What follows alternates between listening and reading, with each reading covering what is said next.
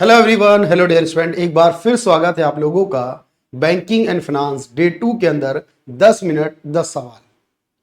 आज की क्लास में मैं बात करने वाला हूं 10 बेहतरीन सवालों की जो बैंकिंग और फाइनेंस से रिलेटेड हो और आपके बैंक एग्जामिनेशन का पार्ट हो, क्योंकि 2024 में अगर आप बैंक पीओ बैंक क्लर्क बनना चाहते हैं, उसका सपना आपने देखा है, तो उस सपने को हकीकत में बदलने के लिए आपको बहुत एफर्ट्स करने होंगे। उस एफर्ट्स में एक कड़ी है आपके पास कि आप हर दिन 10 सवाल जीए के सॉल्व करें अपने एग्जाम के होने तक, और आप बैंकिंग जीए के अंदर अच्छा स्कोर ला सकते हैं, सेलेक्ट भी हो सकते हैं, अच्छी रैंक भी लेकर आ सकते हैं। तो चलिए डे 2 की शुरुआत करते हैं बैंकिंग और फाइनेंस के अंदर।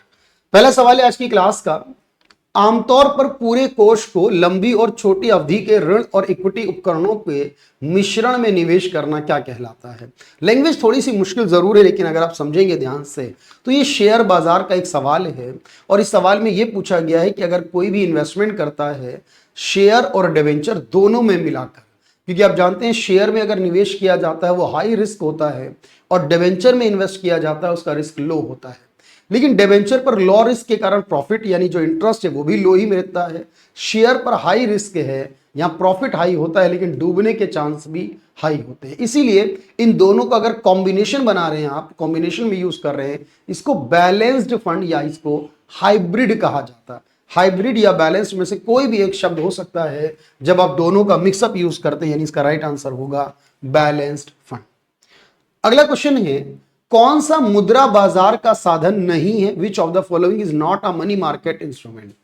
देखिए ध्यान से समझिएगा कि हमारी जो फाइनेंशियल मार्केट है, यानी जिसे जनरली हम शेयर बाजार कहते हैं, ये मनी मार्केट और कैपिटल मार्केट में डिवाइडेड होती है। मनी मार्केट जो शॉर्ट टर्म के लिए काम करती है और कैपिटल मार्केट जो लॉन्ग टर्म के लिए होती है। मनी मार्केट को आरबीआई रेगुलेट करता है और कैपिटल मार्केट को सेबी के द्वारा रेगुलेट किया जाता है। मनी मार्केट के अंदर हम ट्रेजरी बिल पढ़ते हैं, कमर्शियल पेपर है, सर्टिफिकेट ऑफ डिपॉजिट है, कैश मैनेजमेंट बिल है, वेज एंड मीन एडवांस है, रीपर्चेज एग्रीमेंट है। जबकि कैपिटल मार्केट पढ़ते हैं उसमें share, debenture, bond, mutual fund पढ़ते हैं, पार्टिसिपेटरी नोट पढ़ते हैं। यहां से आपको ये पता हो कि दोनों को क्लासिफाई किया जाता है। इसका मतलब ये हुआ यहां पर कि अगर आप ट्रेजरी बिल की बात करते हैं तो ये मनी मार्केट है, कमर्शियल पेपर करें ये भी मनी मार्केट है, सर्टिफिकेट ऑफ डिपॉजिट करें ये भी मनी मार्केट है। लेकिन जब आप इक्विटी या शेयर वर्ड के यूज करें तो ये हमारा मनी मार्केट की जगह कैपिटल मार्केट होगा, यानी ये मनी मार्केट का टूल्स नहीं है। अगला क्वेश्चन है, कौन सा वाणिज्यिक बैंक के कार्य नहीं करता है, यानी कौन सा एक कमर्शियल बैंक का फंक्शन नहीं है। देखो मैंने आपको बताया और समझाया हुआ है कि जो कमर्शियल बैंक होते हैं वो हमारे डिमांड डिपॉजिट, टाइम डिपॉजिट नहीं, हर तरह के डिपॉजिट लेते हैं, हमें लोन एडवांस के रूप में प्रोवाइड करते हैं, कार्ड फैसिलिटी देते हैं, क्रेडिट क्रिएशन करते हैं। क्यों? क्योंकि सर क्रेडिट क्रिएशन करने की रिस्पॉन्सिबिलिटी बैंक्स की होती है, उसको कंट्रोल करने की रिस्पॉन्सिबिलिटी आरबीआई की होती है। बैंक वाले लॉकर्स की फैसिलिटी है, बैंक वाले फंड ट्रांसफर की फैसिलिटी है, इन्वेस्टमेंट और इंश्योरेंस की फैसिलिटी देते हैं बैंक। तो याद रखिएगा बैंक जो है भुगतान का निपटान भी करते हैं, बैंक यहां पर फाइनेंस भी करते हैं, बैंक फंड ट्रांसफर और लॉकर फैसिलिटी भी देते हैं, रेमिटेंस भी देते हैं। लेकिन जो सीआरआर है, एसएलआर है, रेपो रेट है, इस तरह की जो दरें होती हैं ये बैंक डिसाइड नहीं करते हैं, ये डिसाइड आरबीआई करता है। ये एक्चुअली मॉनेटरी पॉलिसी का टूल्स है, याद होगा आपको, और मॉनेटरी पॉलिसी के इन टूल्स को इस्तेमाल करना आरबीआई की जिम्मेदारी है। और आरबीआई डिसाइड करेगा सीआरआर कितना है, हर बैंक को उतना सीआरआर का पैसा आरबीआई के पास रखना होगा। आरबीआई डिसाइड करेगा एसएलआर कितना है, हर बैंक को एसएलआर का उतना % पैसा अपने पास जमा करके रखना होगा। ये डिसाइड बैंक्स नहीं करते हैं। अगला क्वेश्चन है, 1 अप्रैल 2020 को किन बैंकों को पंजाब नेशनल बैंक में मर्ज कर दिया गया था? देखिए 2020 में बहुत सारे बैंकों का मर्जर हुआ था, उन्हीं में से आपको याद रखना है कि sir oriental bank of commerce और यूनाइटेड बैंक ऑफ इंडिया, ये दोनों ऐसे बैंक है जो देश के राष्ट्रीयकृत बैंक थे, नेशनलाइज थे, सरकारी थे। लेकिन 2020 में 1 अप्रैल से इन दोनों का आपस में मर्जर हो गया था, और इनके मर्जर होने के बाद ये पंजाब नेशनल बैंक का ही पार्ट है। और वर्तमान में देश में 12 बैंक ऐसे हैं जो कि नेशनलाइज्ड है, गवर्नमेंट है, पब्लिक सेक्टर है। चलिए भाई अगला क्वेश्चन देखिएगा, लीड बैंक योजना का मुख्य उद्देश्य क्या था?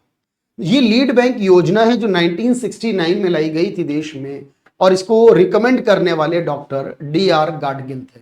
तो गाडगिल ने रिकमेंड किया था एक लीड बैंक स्कीम के लिए कि एरिया वाइज यानी डिस्ट्रिक्ट वाइज, जिला आधार पर एक बैंक को लीडर डिक्लेयर कर देना चाहिए जो वहां की पॉलिसी और वहां की प्लानिंग को करने का काम करता है, यानी बैंकिंग सिस्टम को बेहतर करने के लिए। जिसे आपको एक बात समझनी है कि हर एक क्लास के अंदर एक सारे स्टूडेंट्स का एक लीडर स्टूडेंट होता है जो कि क्लास रिप्रेजेंटेटिव होता है, मॉनिटर होता है, जो कि क्लास की हर एक चीज को अपने आगे पहुंचाने का काम करता है, अपने से हायर अथॉरिटी के पास पहुंचाता है। इसी तरह हर जिलों का, कुछ जिलों का एक बैंक लीडर बैंक होना चाहिए, यानी कि यहां पर यह कहा गया था कि जिले आधार पर जो अग्रणी बैंक है, जो लीडर बैंक हैं, वो साख नीति और नियोजन करने के लिए उनको चुना जाना चाहिए। लीड बैंक स्कीम इसी को कहा गया है। सबसे पहले जब 14 बैंकों का राष्ट्रीयकरण किया गया था 19 जुलाई 1969 को, तब देश की प्रधानमंत्री इंदिरा गांधी थी और उन्होंने प्रत्येक बैंक के लिए एक न्यूनतम पूंजी का प्रावधान किया था। यानी उस समय देश के बहुत सारे प्राइवेट बैंक में से उन 14 ही बैंक को क्यों चुना गया था राष्ट्रीयकृत करने के लिए, नेशनलाइज करने के लिए, याद रखना, क्योंकि सर उनकी कैपिटल 50 करोड़ रुपए या इससे ज्यादा थी। तो जिन बैंकों की न्यूनतम पूंजी 50 करोड़ रुपए थी उन्हीं को नेशनलाइज किया गया था। लेकिन जब दूसरी बार में राष्ट्रीयकरण हुआ था तब उसकी कंडीशन 200 करोड़ रुपए कैपिटल रखी गई थी। उस समय भी देश की प्रधानमंत्री इंदिरा गांधी थी। स्टेट बैंक ऑफ इंडिया की स्थापना किसकी संस्तुति यानी कि किसकी सिफारिश पर की गई थी? देखो भाई, यहां पर जो स्टेट बैंक ऑफ इंडिया है वो 1 जुलाई 1955 को बना है। एसबीआई एक्ट 1955 पास हुआ था इसके लिए, लेकिन एसबीआई से पहले एक बैंक होता था देश में, इंपीरियल बैंक ऑफ इंडिया के नाम से, उसी को रीस्टार्ट किया गया था, रीनेम्ड किया गया था। लेकिन इसके लिए रिकमेंड किया था एक कमेटी ने जिसको ऑल इंडिया रूरल सर्वे कहते हैं, या इसी को एडी गोरेवाला कमेटी कहते हैं, क्योंकि एडी गोरेवाला उस ऑल इंडिया कमेटी के चेयरमैन का नाम था, इसीलिए इसको एडी गोरेवाला या फिर इसे ऑल इंडिया रूरल क्रेडिट सर्वे या रूरल सर्वे कमेटी कहा जाता है, जिसने एसबीआई की स्थापना करने की सिफारिश की थी। एमएमआईडी संख्या कितने अंक की होती है? देखो, जब आप मोबाइल का यूज करते हो और किसी को पेमेंट करते हो मोबाइल से, तो लास्ट में आपको या तो एम पिन डालना होता है, मोबाइल पर्सनल आइडेंटिफिकेशन नंबर, जो या तो 4 का होता है या 6 अंक का होता है। लेकिन अगर आप 7 अंक का यूज कर रहे हो तो उसे एमएमआईडी कहते हैं, mobile money identifier. Mobile money identifier ये कोड होता है जो जनरली पासवर्ड होता है, और ये 7 डिजिट्स का होता है बैंक्स में। इसको यूज करके ही आप मोबाइल बैंकिंग का इस्तेमाल कर सकते हैं। निम्नलिखित में से कौन से बैंक ने भारत में सबसे पहले एटीएम की शुरुआत की थी? बेसिकली आपको याद रखना है कि एटीएम 2 तरह के होते हैं। जो बैंक्स के एटीएम है वो ब्राउन कहलाते हैं, जो नॉन बैंक वाले एटीएम जैसे टाटा का है, मुथूट का, उसको ब्राउन व्हाइट कहा जाता है, यानी याद रखना। तो ब्राउन और व्हाइट 2 तरह के एटीएम होते हैं। लेकिन जब भारत में पहले एटीएम की बात आती है तो एक बैंक था Hong Kong and Shanghai banking corporation, जिसे एचएसबीसी बैंक कहते हैं सर। इसने सबसे पहले मुंबई के अंदर 1987 में एटीएम सेटअप किया था, जो देश में पहला एटीएम बना था। और आज का आखिरी सवाल देखेंगे हम लोग, आरटीजीएस यानी रियल टाइम ग्रॉस सेटलमेंट। जब हम किसी को भी कुछ पे करते हैं, फंड ट्रांसफर करते हैं आरटीजीएस के माध्यम से, ये सिर्फ इंडिया में ट्रांसफर के लिए यूज किया जाता है। इंडिया के एक अकाउंट से दूसरे अकाउंट में ट्रांसफर होगा। मिनिमम 2 लाख रुपए से लेकर आप जितना चाहो ट्रांसफर कर सकते हो, कभी भी कर सकते हो। दिन के 24 घंटे, 7 दिन, साल के 365 दिन आप जब चाहे इसको ट्रांसफर करें। लेकिन इसके लिए कुछ चार्जेस हैं जो आपको पे करने होंगे। यानी अगर पूछा जाएगा मिनिमम लिमिट तो 2 लाख की होगी, लेकिन अगर मैक्सिमम की बात करें, ऊपरी सीमा की बात करें, तो इसकी कोई भी अपर लिमिट प्रिस्क्राइब्ड नहीं होने वाली है। तो ये है आज की क्लास के 10 बेहतरीन सवाल, और मैं एवरी डे आप लोगों के लिए ये 10 मिनट 10 सवाल की सीरीज कंटिन्यू करने वाला हूं।